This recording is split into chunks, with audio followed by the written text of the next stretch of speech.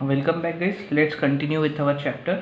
Right, तो अब हम फर्स्ट रिटर्न की बात करते हैं guys under section 40। Right, so for the time period between date of application and the grant of registration, ठीक है, जब से आपने अप्लाई किया और जिस दिन आपको रजिस्ट्रेशन सर्टिफिकेट मिला उन डेट्स के बीच में का जो टाइम पीरियड है उसमें आपने जो लोगों को इन्वॉइस इशू किए होंगे उन लोगों को आप रिवाइज्ड इन्वॉइस इशू कर सकते हैं। ठीक है, जीएसटी वाले इन्वॉइस इशू कर सकते हैं ताकि वो लोग उस जीएसटी का क्रेडिट ले सके। राइट गाइज, लेकिन उसके लिए स्पेसिफिक टाइम पीरियड है within 1 month from the date of issuance of certificate. The format of first return is same as that of regular return. तो गाइज कोई फॉर्म या फॉर्मेट कोई अलग नहीं है, बस ये बताया गया है कि फर्स्ट रिटर्न से रिलेटेड प्रोविजन जो है वो सेक्शन 40 में कवर किए हैं। राइट, उसके बाद statement of TCS. Statement of TCS जो कि होता है अंडर सेक्शन 52 सबसेक्शन 4, जिसको हम जीएसटीआर 8 भी कहते हैं। Right, it shall be filed monthly by ECO. ठीक है, हमने पढ़ा था ना गाइस कि ई कॉमर्स ऑपरेटर जो होता है उसे टीसीएस कट करना होता है, तो वो उसका स्टेटमेंट जो है गवर्नमेंट को सबमिट करता है। राइट, मंथली स्टेटमेंट होता है जिसमें कि वो अपने रिटर्न में सारे ट्रांजैक्शन की डिटेल्स और उसके अलावा कितना टीसीएस उन्होंने कट किया है कौन सी पार्टी का, वो सारी डिटेल्स जीएसटीआर 8 फॉर्म में आ जाएगी। उसकी ड्यू डेट गाइस दी गई है 10th of the succeeding month. तो जिस मंथ की बात चल रही होगी उसके वो मंथ एंड होने के बाद उसके अगले महीने की 10 तारीख तक ये रिटर्न जो जीएसटीआर 8, ठीक है, ई कॉमर्स ऑपरेटर्स जिनको टीसीएस कट करना मैंडेटरी है उनके केस में उन्हें फाइल करना पड़ेगा। The TCS details will be available in GSTR 2A of recipients. और ये तो हमें पता ही है, ठीक है ना, ऑटो पॉपुलेशन पढ़ा था ना हमने। तो ऑटो पॉपुलेशन की प्रोसेस के थ्रू क्या होगा, रेसिपिएंट्स को उनके जो उनका TCS कलेक्ट किया गया है ECO के द्वारा उसका क्रेडिट जो है उन्हें मिल जाएगा in form GSTR 2A। Right, ITC के उनके क्रेडिट लेजर में ये पैसे दिखेंगे। राइट, नहीं गाइज, राइट ध्यान नहीं है आपका, क्रेडिट लेजर नहीं कैश लेजर में ये पैसे आएंगे। Right, now rectification in GSTR 8।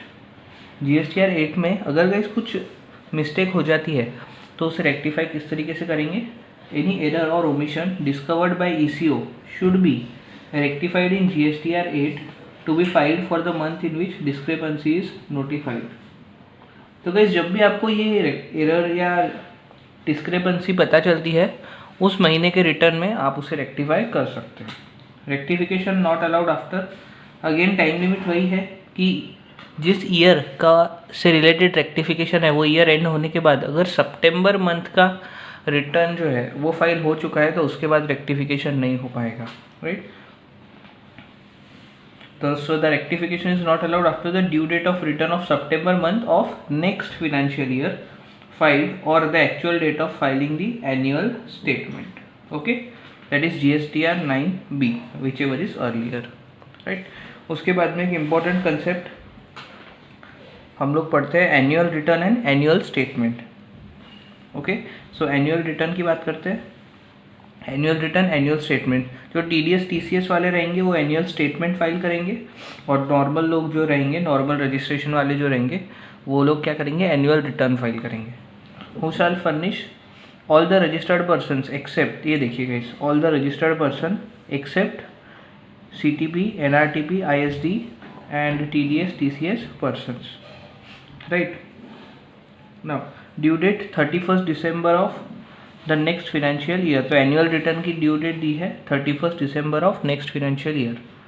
Form GSTR 9, GSTR 9A and GSTR 9B, तीन तरह के फॉर्म है। GSTR 9 for normal scheme, 9A for composition scheme and 9B that is ECO जो कि TCS से रिलेटेड उनके जो ट्रांजेक्शन्स रहेंगे उससे रिलेटेड। राइट, उसके बाद इस रिकन्सिलिएशन की बात होती है। Under section 44(2) shell be filed by registered person in form 9C। It will reconcile the values of supplies declared in returns furnished and the audited annual financial statement and such other particulars। तो guys मैंने जैसे कि फिर last time भी आपको बताया था कि ये ज़रूरी नहीं है ना कि जो डिटेल्स हमने रिटर्न में फाइल करी है at the end of the year हमारे जो बुक्स ऑफ अकाउंट जो है वो जो हमारे सारे ट्रांजेक्शन्स के बुक्स ऑफ अकाउंट लिखे गए हैं उससे actually point two point tally हो जाए, है ना। क्योंकि प्रैक्टिकली कैसा होता है, अकाउंटिंग में भी बहुत सी बार मिसमैच हो सकता है, क्योंकि ट्रांजेक्शन्स बहुत ज़्यादा होते हैं तो एंट्रीज बहुत ज़्यादा होती है। कभी कुछ पुराने बिल्स चेंज किए जाते हैं, कभी कोई ट्रांजेक्शन में कुछ चेंजेस लाए जाते हैं, तो बहुत से रीज़न की वजह से ऐसा हो सकता है कि रिटर्न फाइल में जो रिटर्न फाइल हुआ तब जो इन्फॉर्मेशन थी वो एट द ईयर एंड जब वापस से चेक की गई तो बुक्स ऑफ अकाउंट में चेंज हो चुकी थी, ठीक है।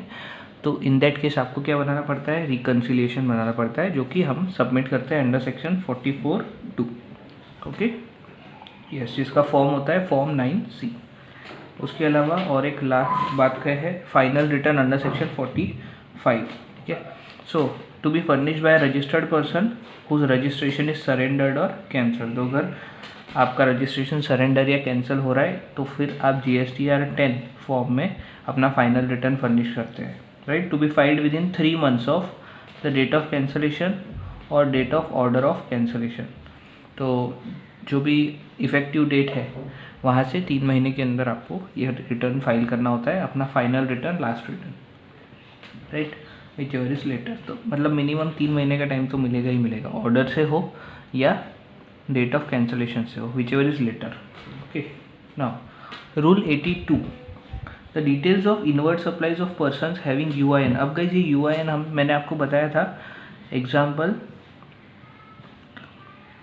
US embassy in India, okay, या फिर यूनाइटेड नेशंस का कोई ऑफिस होगा। तो ऐसे जो दूसरे देशों के ऑफिसेस हमारे इंडिया में हो, हमारे देश में हो, तो उन्हें GST नंबर देके कोई फ़ायदा नहीं था, है ना। हमने समझा था ये पूरा कंसेप्ट, तो इसलिए उन्हें क्या देते हैं, यूनिक आइडेंटिफिकेशन नंबर दिया जाता है। और जो भी GST वो लोग हमारे गवर्नमेंट को पे करते हैं, ठीक है, through the purchases they make, तो वो GST वो लोग रिफंड ले सकते हैं। तो UN issued for refund claim, right. तो ऐसे केस में अगर रिफंड के लिए ही UN इशू किया गया है तो वो लोग को फॉर्म GSTR 11 फाइल करना रहेगा along with the application for refund, ठीक है। और अगर कोई और रीज़न के लिए अगर UN इशू हुआ है तो ऐसे केस में GSTR 1 तभी फाइल करना पड़ेगा अगर प्रॉपर ऑफिसर बोले तो, अदरवाइज कंपलसरी नहीं रहेगा। Okay, next part, rule number 64.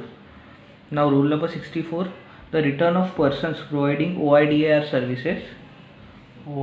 services from non-taxable territory shall file GSTR 5A by 20th of succeeding month। तो गाइस जो नॉन टैक्सेबल टेरिटरी में बैठ के यहाँ पे कुछ ऑनलाइन सर्विसेज प्रोवाइड कर रहा है तो ऐसे लोगों को GSTR 5A फाइल करना होता है।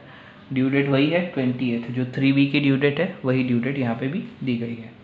डिफ़ॉल्ट और डिले इन फर्निशिंग रिटर्न। अब गाइस अगर कोई रीज़न से आप जो है आपका रिटर्न जो है आप लेट फाइल करते हो तो फिर आपको किस तरीके से पेनल्टी और इंटरेस्ट चार्ज होगा, आइए। The notice is issued to defaulters which requires the registered person to. तो अगर रिटर्न जो है वो टाइमली फाइल नहीं किया गया है तो नोटिस इशू होगी रजिस्टर्ड पर्सन को, ठीक है। तो अगर आपको नोटिस मिली तो 15 डेज़ के अंदर आपको उसका रिप्लाई देना रहेगा, ओके। और अगर आपने रिप्लाई नहीं दिया तो प्रॉपर ऑफिसर क्या करेगा, अंडर सेक्शन 62 वो खुद ही असेसमेंट कर लेगा कि आपसे कितना टैक्स लेना चाहिए। उसके अलावा आपको इंटरेस्ट और पेनल्टी भी चार्ज की जाएगी, राइट।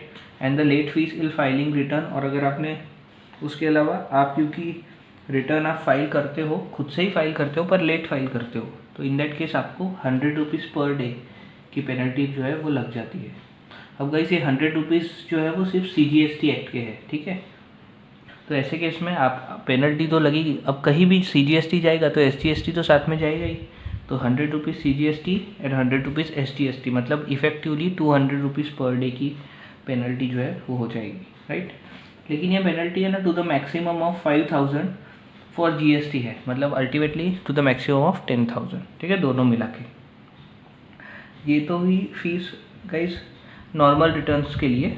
उसके अलावा अगर आपने एनुअल रिटर्न जो है वो लेट फाइल करते हो तो again 100 rupees per day for CGST और 0.25% ऑफ टर्नओवर, ठीक है, विच एवर इज़ लोअर, दोनों में से जो भी कम होगा वो आपको पे करना पड़ जाएगा, और जितना अमाउंट आएगा सिमिलर अमाउंट इन SC/ST, मतलब दोनों का ही मतलब अल्टीमेटली जो इफेक्टिव होगा वो उसका डबल हो जाएगा, राइट। दैट मीन्स वही मैंने यहाँ पे लिख के रखा है, that means equal amount shall also be payable under the ST/ST और QT/GST as the case may be, right. Okay, उसके अलावा एक और छोटा सा कंसेप्ट है।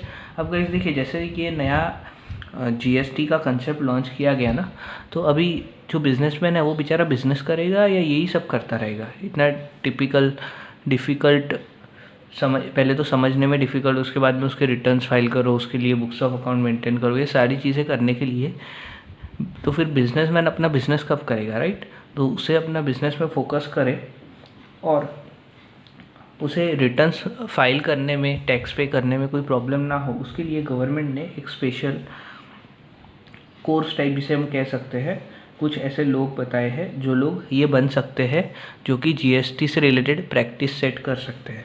तो आइए यहाँ पे बात करते हैं सेक्शन नंबर 48, राइट। सेक्शन 48 में GST प्रैक्टिशनर्स की बात होती है।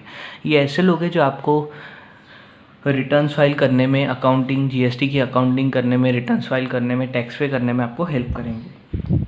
तो आइए, GSTN provides separate user ID and password. अब क्या होता है, जो GST नेटवर्क है वो कुछ लोगों को सेपरेट यूज़र ID और पासवर्ड देता है, जिससे कि वो लोग क्या कर सकते हैं, अपने क्लाइंट के बिहाफ पे वर्क कर सकते हैं, ठीक है। To enable him to work on behalf of client without asking for their user ID and password. तो क्या रहेगा इनका, इसमें खास बात ये है गाइस कि इनके यूज़र ID और पासवर्ड से ये अपने क्लाइंट के अकाउंट में ट्रांजैक्शंस, फॉर एग्जांपल कोई चालान बनानी है, ठीक है, अब तो क्लाइंट के लॉगिन से ही बनानी पड़ती थी, लेकिन अगर GST प्रैक्टिशनर है तो वो अपने लॉगिन के थ्रू भी क्लाइंट के अकाउंट में जाकर वहाँ पे चालान जनरेट कर सकता है, okay. Now the taxpayer may choose GSTP on the portal.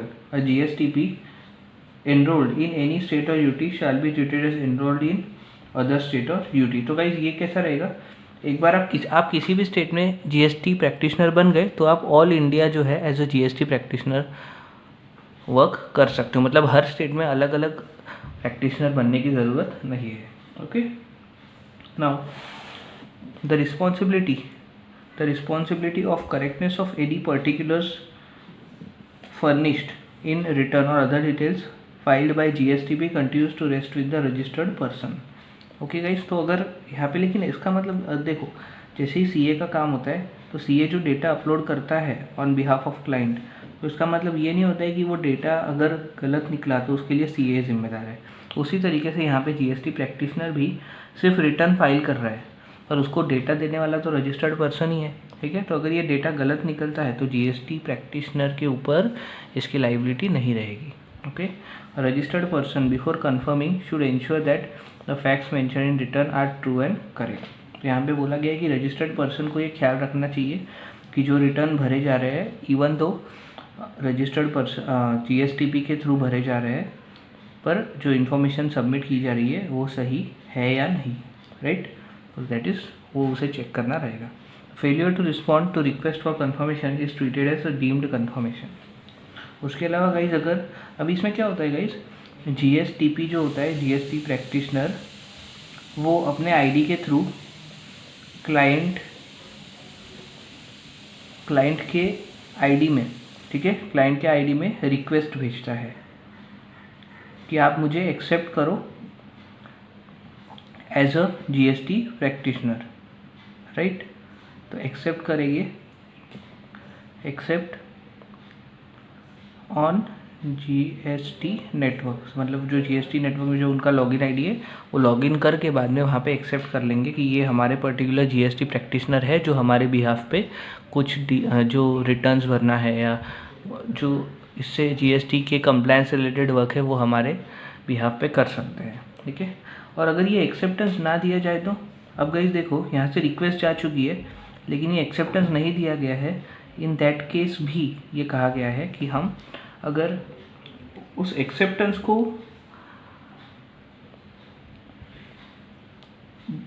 Accept या रिजेक्ट करने के ऑप्शन होते हैं, तो ऐसे केस में अगर रिजेक्ट कर दिया गया है तो फिर कोई प्रॉब्लम ही नहीं है, रिजेक्ट कर दिया नो प्रॉब्लम। लेकिन अगर उसका रिस्पॉन्स ही नहीं किया क्लाइंट ने, ना उसे एक्सेप्ट किया ना रिजेक्ट किया, तो ऐसे केस में ये डीम्ड कर लिया जाएगा, ये अज्यूम कर लिया जाएगा कि क्लाइंट ने उसका कन्फर्मेशन कर दिया है। क्यों ये प्रोविज़न इसलिए आई गाइस, क्योंकि अभी सभी क्लाइंट्स को आप समझाने नहीं बैठ सकते ना कि आप अपने इसमें लॉगिन करो और फिर हमारा जो रिक्वेस्ट है उसको एक्सेप्ट करो, ठीक है। तो ये जीएसटी प्रैक्टिशनर जब किसी का भी काम लेते हैं तो वो लोग रिक्वेस्ट तो भेज देते हैं for the purpose of compliance, लेकिन उसके बाद में कोई टेंशन नहीं है क्योंकि क्लाइंट ने उसको स्पेसिफिकली रिजेक्ट नहीं किया है, इसलिए उसको डीम कन्फर्मेशन ही माना गया है, राइट।